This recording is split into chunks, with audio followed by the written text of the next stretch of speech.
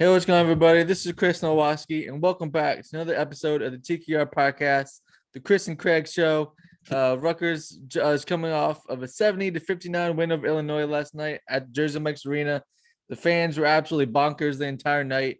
Caleb McConnell told me that basically he couldn't hear himself think, and it was only 4-0, and he didn't really know why the crowd was going insane, but the crowd was unbelievable all night long. Rutgers 4-game winning streak, four wins over ranked teams, which has never been done before by an unranked team. So as you know, the team always likes to make history, and they're still making history. Their net right now is 75. They're continuing to drop in all the rankings in a good way, I should say. And Rutgers just came out hot. They led by as many as 23 points. They defended extremely well. They shot the ball well early. They did have some cold spots, but obviously Illinois made a little comeback late, but the game was in hand. Rutgers had it pretty handily. So, Craig, man, what are your thoughts from Jersey Mike's Arena last night? We were both there. I was, again, so it was good to see Rutgers. Yeah, who said we're a jinx? I mean, come on. This 4-game winning streak, this is crazy, man. I mean, last night, and to think this 4-game winning streak, 2 of the games they've really won handily. I mean, Michigan State, they blew out for this, and last night's game against Illinois, they basically blew them out until like that ending there. I thought they beat them pretty handily. I mean, if you want to see basically like I wrote in my article, if you want to see who wanted this game more, just look at the rebounding. I mean, To me, that's the stat of the game. Rutgers was plus 18 against Illinois, one of the best rebounding teams in the nation. I mean, that's just unbelievable. At one point, you and me were laughing, or almost like laughing at how crazy it was, the fact that they literally were doubling them in rebounds. There was a point where Rutgers was up 42-21 in rebounds. You don't even see that against like bad teams. And Rutgers is doing that against one of the best teams, not just in the Big Ten, maybe in the nation. That was just insane. And I mean, I almost don't even know where to start. There's just so many. There's so many storylines right now going on between Cliff, between this unbelievable run. I mean, they might find themselves ranked pretty soon. Even though if it was up to the net, they'd probably be ranked they would be like 101 right now or something like that. They'd be something weird. But I mean, right now, Rutgers, I would say Rutgers is a tournament team. I mean, how can anybody really look at this team and say they haven't earned their spot, at least right now? I mean, I get the people who say, can't lose to Lafayette, can't lose to UMass, which, yes, those are unbelievably terrible losses. They pretty much almost, but you can't say that Rutgers hasn't, hasn't suffered enough from that, because if Rutgers had won those games, it would be a formality right now. Oh, yeah. The fact that they even lost those games those are the only reasons why we're not, Rutgers isn't putting on its dancing shoes right now. Right, that's exactly. That's the only reason Rutgers isn't a tournament team right now. But this 4-game streak, I mean, like you said, this isn't just a Rutgers historic streak. This is a streak that's really set the new mark for just college basketball. This is an unranked team beating 4 straight ranked teams. Has never been done before. So this is just an unbelievable run that Rutgers is going on, and pretty soon they might find themselves in the March Madness bracket. There's still a ways to go. They still have work to be done, but I mean, this is just crazy, man. Yeah, I know. Coach Underwood, Brad Underwood from Illinois last night, he said Rutgers is a tournament team. I mean, Rutgers is right now is a game out of first place in the Big Ten. Like, I don't know how you can keep a team that's a game out of the first place in the Big Ten in mid-February out of the tournament. I mean, yes, they lost to Lafayette and all that jazz in the beginning of the season. They struggled, but Rutgers really found itself. Paul's taking control of the point guard duties. Cliff has really progressed extremely well throughout the season. Caleb McConnell, Big Ten Defensive Player of the Year, probably not. I don't know. It's Rutgers. Should be. Yeah. So what? He'll be co-defensive player. He'll be co-defensive. Yeah, exactly. Yeah. Yeah, I started kicking it over. Paul wasn't at least a co, man. And then they gave it to Gio, which I thought Paul's week was better than Gio, sort of, but I don't know. We'll see. But yeah, man, they dominated the glass. At one point, like you said, man, we were laughing. I just couldn't believe it. I mean, Illinois averages 40 boards a game, and Rutgers, they only had 28, and Rutgers almost doubled them. That was just, I mean, Caleb McConnell said it was a team effort, and that was a huge emphasis coming into the game. They wanted to help Cliff out against Kofi, in terms of getting rebounds. Everyone chipped in that regards. I also want to mention that the big, alley-oop, backwards alley-oop by Cliff. I mean, you can't teach that. That was just straight up athleticism. Mhm. I remember raising my eyebrows during that play, looking around like, did that just happen? Like, it was pretty wild. I forget who was on the assist for that. I think it was Ron. But Ron, okay. So yeah, I'm not sure. I should go back and rewatch that. So that's my bad for not remembering. But yeah, that was just insane. I mean, Cliff had a double-double, his fifth double-double of the season, 15 points, 13 rebounds. Geo Big, a bunch of guys scoring double figures. Let me put it up real quick. Paul McKay, he had 13 points. Caleb had 11 points. Harper had 16, 8 rebounds. I thought obviously McCown did extremely well guarding Alfonso Plummer, one of the top scorers in the league. Trent Frazier had 11 points, but Caleb did a solid job on him as well. Stopping their offense, like he said. Obviously, Rutgers got up by 23 points. I thought one of the main, kind of sequences in the game was when Illinois made a three to end the first half, with like 30 seconds left. And then they made a three to start the second half. And then, after Rutgers missed, they had the ball, and then Caleb got a steal and brought it in for a layup. I thought that kind of shifted the game because right after that, Rutgers went on a 12-run run. Only Kofi Coburn had a free throw in there, and then Rutgers went, scored 12 points in a row. They got up by 19, and then they eventually ballooned it to 23 points with 6:45 to go. So I thought that key steal was, very, very, big factor in the game, which just goes to show you that, Caleb is showing up on defense when it matters most. Yeah, honestly, like this is just like you said, a complete team effort. I almost feel like we have to give credit to Andre Hyatt too. I know he only scored like 3 points, but I mean, he came off the bench, scored 5 rebounds. He was really scrappy in that game yesterday, which, you like to see. And yeah, like you said, this is just a complete team effort. Ron had the most points, but really this was almost like the Cliff Omarui like coming out party. Yeah, he was my player of the game. Yeah. Because going up against Kofi Coburn, I mean, that's you got your work cut out for you for that one. But I mean, you almost have to say to hold him to 20 and 10 is good. That's like a remarkable, because Kofi's the type of guy who can just take over a game by himself. I mean, it's unbelievable. He basically did that in the first half. He scored was it most of their 9 of their first, I don't remember, 15, 17 points. I mean, he was basically carrying them early on. Yeah, what was that? Coburn had 11 in the first half. I had 11. Yeah, and how many points did they have in the first half? Right. They had 24. So 11 to 24, so almost half of their points.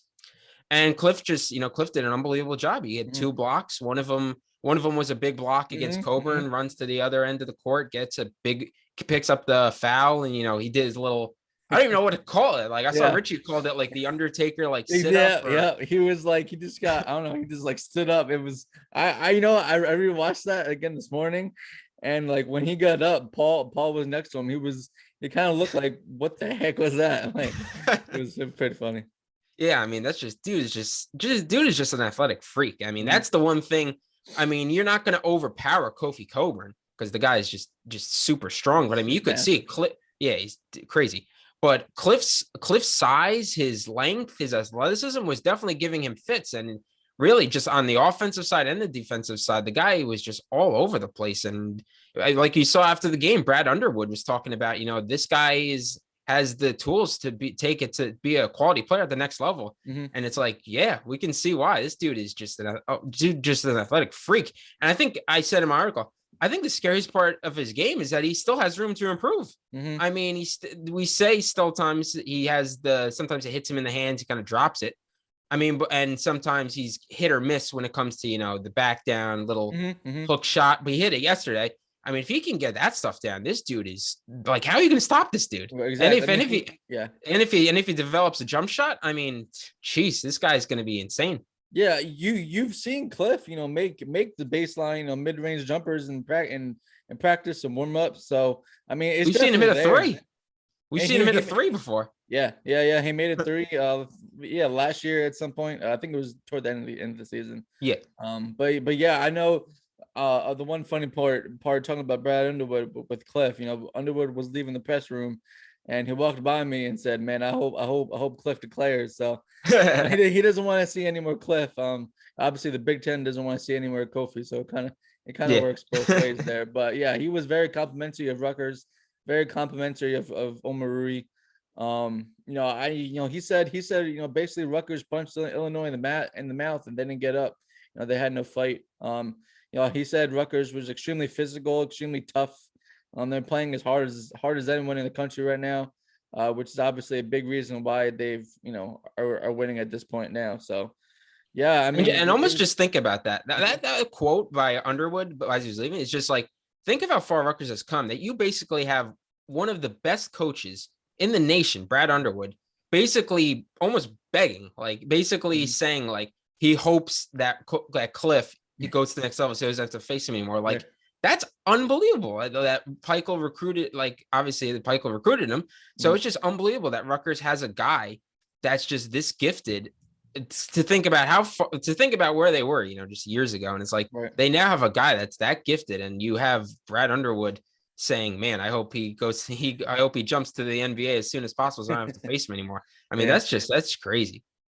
Yeah, the one thing I wanted to mention too, let me put out the game. A couple of the bench guys real quick too. We got Dean Reber came in, 5 points, made a key baseline jumper and a wide open three. So he came in and did his duty. He defended the post as well. Yeah, 5 points in 9 minutes. Dude is just efficient. It's crazy. He really is. Mawab Mag didn't get a ton of minutes, but like you said, Andre Hyatt, he came up with a big rebound. I think on the free throw. I think that's when he grabbed one of his key rebounds. Jalen Miller came in and played good defense. Ralph Agee came in, put up 2 shots, couple fouls. So I mean, he hasn't played in a while, so he kind of had to get his feet wet. But yeah, I mean, obviously Rutgers didn't want Cliff or Dean getting in foul trouble, so they had Agee in there for a while. Ron Harper Jr. did get hurt in the second half.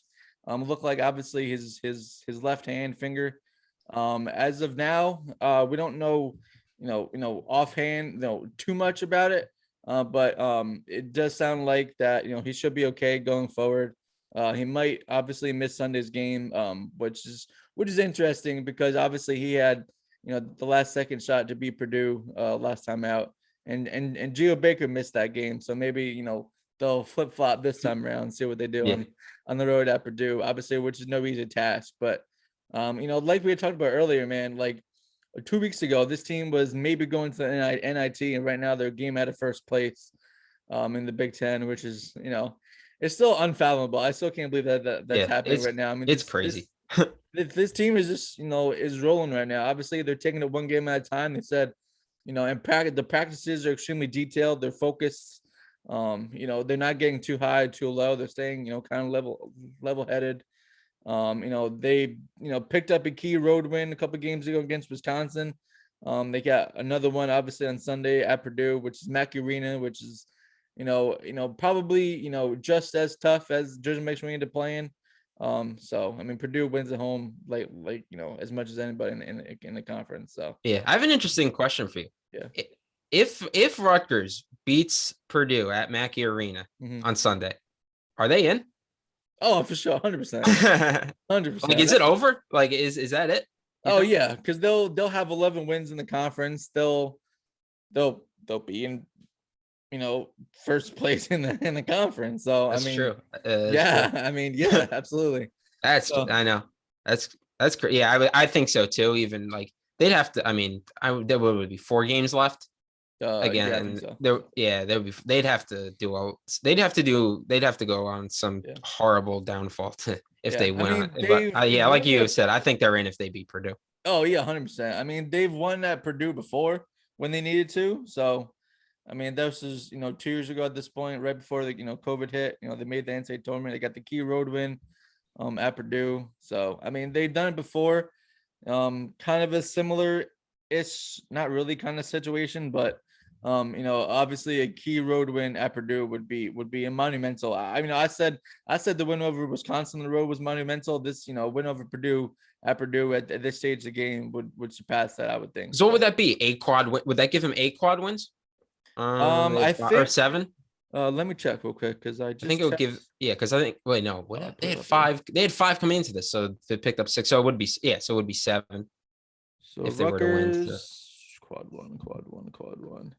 Mhm. Ba- That stuff always seems like it changes anyway. It's like, yeah. So right now like- there's 6-3 in quad one game and 6-3 in Okay. quad one games right now. okay, so So yeah, I that would be think 7. that's the most. No, second. Oh, they're tied. Nope, I lied. Purdue has eight quad one wins. Okay, A couple guys. Baylor has 9.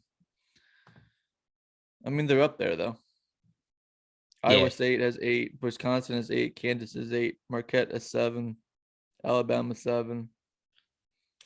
it's just insane to me to think that where we were like a couple weeks ago and just and if they were to beat Purdue, get a 5-game winning streak, like they're in. Like Yeah. that's insane to me to think about. And that The just second credits half, that's half just- against is it- Northwestern just like changed everything. I Yeah. know they lined up losing that game, but it feels like ever since then, they've been just Yeah, cruising. somehow I was thinking. It feels like everybody kind of after that. It felt like everybody just kind of knows their role now. Like this offense is just feels completely different. Everybody knows what they're doing. It's just a completely like new team, and it's just credit to them for being able to turn it around like this. This is one of the best. This is probably one of the best streaks this program has ever gone on, and Sure. maybe ever. This is insane. NCAA history. This 4-game streak against ranked teams has never been done before. So I know. as an unranked team. So Yeah, I don't know how much longer they're going to be unranked, like you did in your article today, but yeah. we'll see. I don't know. Well, I personally don't have a fight. I mean, a vote in the poll. So I wish I did.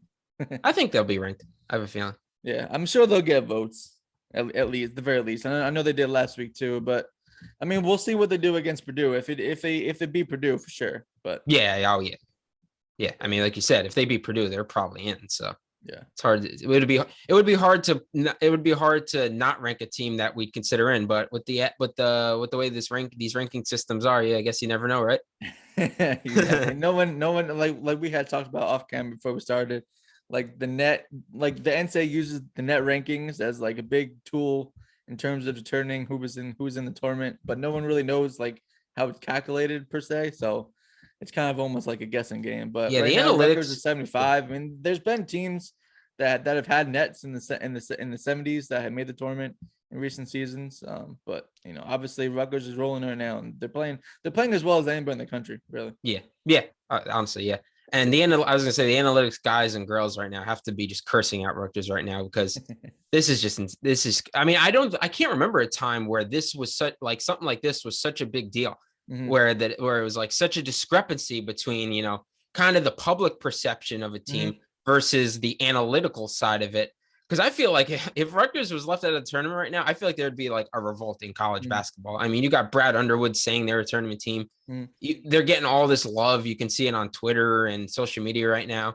It's like Rutgers is the story in college basketball right now. And there's still, like I said, there's still ways to go. A lot of things can happen. But if right now, I'd say if this team was left out of the tournament, you'd see a revolt in college basketball, which is crazy to think about. I mean, the analytics say what they say because of the struggles early in the season, the losses to DePaul, UMass.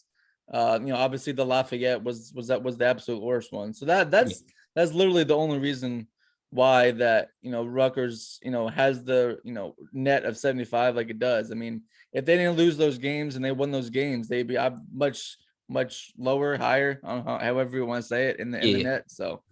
Yeah. And I think you also have to take into account, I think the selection committee probably will, assuming Rutgers, finishes this off with a positive note, that they're probably going to take into account like the fact that this team probably, like, whether or not they will, we'll see. But this team could potentially go on a run, in the tournament, depending on who they match up with. Because I mean, like you said, this team right now looks like it could beat anybody in the nation. It's crazy. And I was going to say, how many times have we seen a team like Syracuse, for instance, kind of sneak their way into the tournament, Mhm. even though their resume wasn't exactly, the best. And I feel like a lot of those reasons are because, the Jim Boeheim and the selection committee knows you put Syracuse in, it don't matter where you put them. Right. They're the type of team that can go on a run and, get a lot of, I guess, clout for March Madness, Yeah. bring out a lot of discussions. And I'm thinking they might see Rutgers in that same kind of light. So Mhm. Rutgers, I feel like although Rutgers might not have the analytics on their side right now, they probably have the mob. So That's a good way. I know Steve Pleco kind of had a line, at the end of the press conference yesterday saying, we'll play anybody anywhere.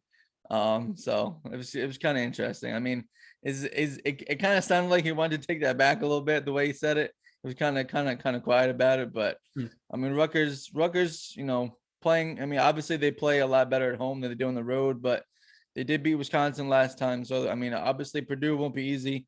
We're not sure the status, of Harper right now, but I would assume, yeah, like you said, I would assume he's not playing. right, I would It's assume it's really all going to come down to. I think it's all going to come down to if he has any ligament damage. If he right. has ligament damage, probably requires surgery, and Mhm. that's probably it for the season. But like you said, right now, I haven't heard anything. Obviously, so it's really just a waiting game right now. But if it's just if like you said, if it's just a dislocated finger, pop it back in, and there's no ligament damage, you could see him probably sooner rather than later. So I would assume, like you said, I would assume he's probably not going to. I would assume he's probably not going to play the Purdue game. I But agree. we'll see. But then we'll see after that. We'll probably have to. They probably have to wait for the swelling to go down first before they do any kind of X-rays, MRIs, or anything like that. So it's just right now. It's just a waiting game, and hopefully Ron's okay, and Rutgers can get the full team back together and finish off what they started, because this is definitely a special run they're going on right now, and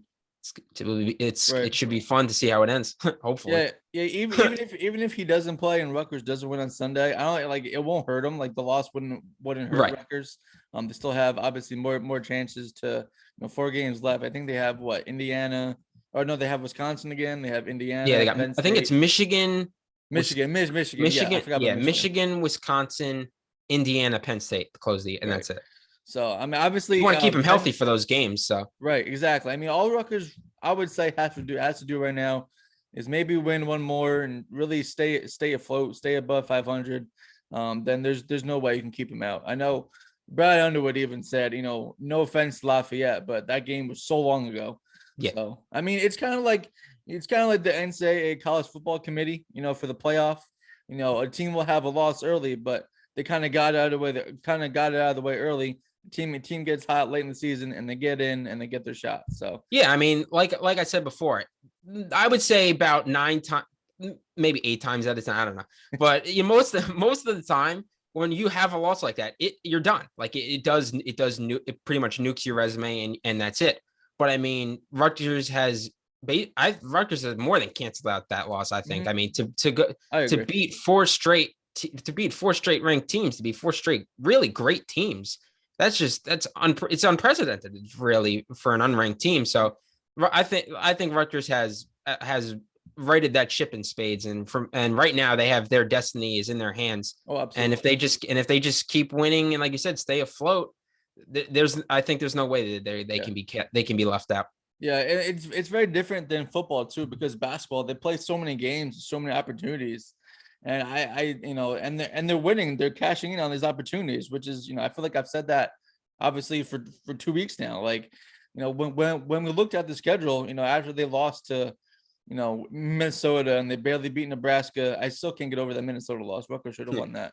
Obviously Minnesota, that was kind of a game for taking there for Rutgers. But then they have the comeback against Northwestern, lose, but obviously, Rutgers has played so well against the top half of the Big Ten. It's almost kind of weird, and by how poor they've done in the bottom half of the Big Ten. But yeah, I mean, Rutgers is obviously in the hunt for the Big Ten title, which is Yeah. which is wild. So Yeah, I think they're 1.5 out. I think because 1.5. Purdue won. I think Purdue won yesterday against Northwestern, so I think it's Okay. 1.5 out. Okay. But I mean, yeah, they're right there. I mean, I'm actually going to check the standings out right now because it's basically a logjam at the top. It's crazy. Yeah, It's like Ohio State's up there too. I was not. Yeah. I mean, I was a little further back, but Yeah, it's Purdue, Illinois, Wisconsin, Ohio State, then Rutgers. okay. Yeah, Yeah, it they is jumped. game and a half. Yeah, I forgot they jumped Michigan State. So it's basically right now it's ranked teams and Rutgers. Yeah, it's well. I mean, Rutgers has beat every current ranked team in the conference right now. I know Indiana was ranked earlier in the season. They still get Indiana. Indiana's a good team, but Rutgers has kind of bullied them in the past year or two. So we'll see how that one goes. Yeah, and I mean, I don't want to jinx anything, but Rutgers hasn't lost to Purdue in a while. Like I forget, I don't know what the streak is, but I don't think they've won like a couple. I don't think they've lost to Purdue in like some time now. I can't remember off the top of my head. But I'm trying to remember the last time Purdue beat Rutgers. Well, I'm not sure. I'll have to look that up. We'll have to look it up, but yeah, I think it's been a while. Interesting. Okay. I okay. Maybe. I'm not sure. I have to look one up. We got a couple days until Sunday. Yeah. To me, the last time I can remember Rutgers losing to Purdue was when they probably lost by 50, and that was when like Eddie Jordan was the coach. No, I'm sure. I mean, obviously, Rutgers Purdue is one of the best teams in the country. So yeah, I mean, yeah, you're gonna. I mean, we've seen over the years how hard it is to win at Mackey Arena. So, but if Rutgers can pull that one off, like you said, they can put the dancing shoes back on. Possibly undermanned too. So Purdue. So if Harper doesn't miss the game, I mean if Harper does miss the game, who would you start in his place? That's a good question. Let me take a look. Let me look at their. Like for me, it would probably be Andre Hyatt, like because he's the one that they came in when I can hear. By the way, I can hear all the people screaming Jaden Jones right now, but I hate to tell them it's not going to happen. Completely different position because then you would have to shift the lineup up. But I think Andre would be a better fit. Yeah, it would either be Andre or it might be Mag. Honestly, I was thinking either Mag, but the one reason I went with Hyatt because of how he played yesterday, and the fact that he came in for Harper when Harper went out, and Mag only had like 2 or 3 minutes in the game. Yeah, the only reason I could see Mag is because you're facing a team like Purdue, who's just big and long, and you really need all the size and length you can get. Hyatt, obviously, I think Hyatt probably you put in for if you need points, but I could see it going either way. Yeah, either way. Yeah, I mean, both I would say are decent, spark plugs coming off the bench a little bit. Give some energy there, which obviously Rutgers is going to need. Yeah. Yeah, I mean, again, it goes back to getting off to a good start. They got off to a good start the last 2 games, Wisconsin and Illinois, which was huge, especially against Wisconsin on the road. So if Rutgers is able to do that again, they'll gain confidence, and you never know. I think another crazy aspect is, as we talked about, I think that out of this 4-game winning streak, I think Wisconsin's like the only game where they actually trailed at any point. Yeah, they didn't. They didn't trail. They didn't trail against Michigan State. They never trailed yesterday. They were tied against Michigan State at one point. I know that, but they never trailed. Wisconsin. For whatever reason, I don't remember that part, but interesting. Okay. Yeah, let me check right now. The Ohio State game. They might have. They might have trailed. Yeah, Ohio State led by 8 with 3-4. Okay. So that's right. Yeah. And they had the big comeback, the block, and everything. Right. Yeah. Whatever. They still, but I mean, the fact that they basically kicked the snot out of Michigan State and Illinois is just crazy. Yeah. So pretty wild what Rutgers is doing right now. Obviously, unprecedented run. Didn't see it coming, but at the same time, this Rutgers team is talented. They play for each other. They play defense. If you play defense and rebound like you did yesterday, obviously you're gonna win some games. So, obviously, Steve Peichel was complimentary of his team at the beginning of the season, and now you're kind of starting. Now you're seeing, why he thought what he did at the beginning of the year. Yeah, and we can get into this a little bit. I see some steam picking up for Steve Peichel coach of the year. Yeah, I see some of that talk popping up now. I brought that up in the text this morning. I was talking, but you're not the only one. I've seen that a couple other places too. Okay, did you? Okay, so Yeah. the main reason why I said that was because I was talking about Caleb McConnell, being the Big Ten Defensive Player of the Year. Article coming later this afternoon. Recording this Thursday. We were going to record on Wednesday night at the arena, but it got late and we wanted to get home. So, Steve Peichel, man, I don't know. I mean, obviously Rutgers was picked. I forget where they were picked, but obviously it wasn't where they are right now. So, I mean, they've had an unbelievable turnaround, I'd say, throughout the season. I think he'll get votes. I know one article that Richie had sent us mentioned Greg Gard in Wisconsin. So I mean, you never know. It's always the same kind of teams kind of win those awards. Again, I mean, maybe it goes back to Rutgers, Rutgers and their respect factor. So I don't know. I would say National Coach of the Year is probably going to Bruce Pearl because he's done an unbelievable job. I only mentioned like like when I said that, I only thought of like the Big Ten.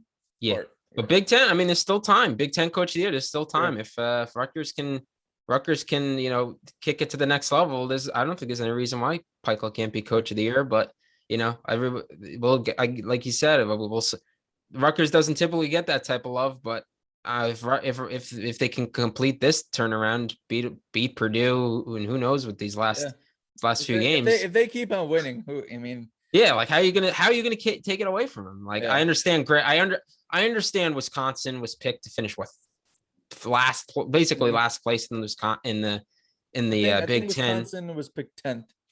Yeah, basically they were picked to finish lower half in the in the Big Ten, which is weird for a Wisconsin team. So I was about to say I'm going to be honest. Like I didn't know much about Wisconsin going into this year, but if you were to tell me Wisconsin was going to be in the running for the Big Ten, I would be like, what a shocker. I mean, they are every year. Greg Gard's a great coach. So it's just like, to me, it's almost a little bit rewarding the people, rewarding Wisconsin for the people who didn't think they were going to be this good, because I mean, it's Wisconsin, it's Greg Gard. They're like, it almost feels like they wake up and win by 20 points and find themselves in the top half of the Big Ten. So to me, it's just like, I mean, I think he won it last year too, which. Okay. I literally looked at that this morning, and I don't. I don't remember. I think he won it last year too, which I mean, I don't want to I don't want to take anything away from Greg Gard. The guy's a tremendous coach. Wisconsin's a tremendous program. If they win the Big Ten, I won't be surprised. If Greg Gard wins Big Ten Coach of the Year, I won't be surprised. But to me, if Rutgers and Steve Peichel can finish this basically. I don't know, it's called reincarnation. If they can finish this one off, I mean, how are you going to take it away from them? Just looking at it, Michigan's Juwan Howard was their coach. Oh yeah, that's right. Greg Gard won, I think, 2 years ago. Probably. Yeah. So, I mean, So I guess we'll end it here. Thank you all again for watching. Don't forget to like, subscribe, comment. Don't forget to leave your thoughts on the message board. We really appreciate those. Let us know if you have any tips for our pod. Anything, maybe we'll bring a guest on at some point. How to figure out how to do that. So we gotta actually speak to people. We gotta go out, get phone numbers, get contacts, say hi, say, would you like to come on the show? Yeah. They say yes, they come on, then we're off and running. I do have some thoughts for people who to bring in. I just gotta know how to. I guess all I gotta do is just add, third person to the Zoom call. We got to come out of our shell a little bit. Honestly, I enjoy doing this podcast. Yeah, I like talking about Rutgers basketball. Truthfully, I enjoy covering basketball more than the football team. There's kind of less players to kind of get to know, I guess, and there's more games, there's more content. I'd say it's more fun, I guess, overall, but. Yeah. Depends so anyway, on the all right. So thanks all for watching. Again, like, subscribe. Don't forget to subscribe the Night Report YouTube page as well. Leave your thoughts on the message board, and we'll see you guys next week. And we'll see how Rutgers does against Purdue.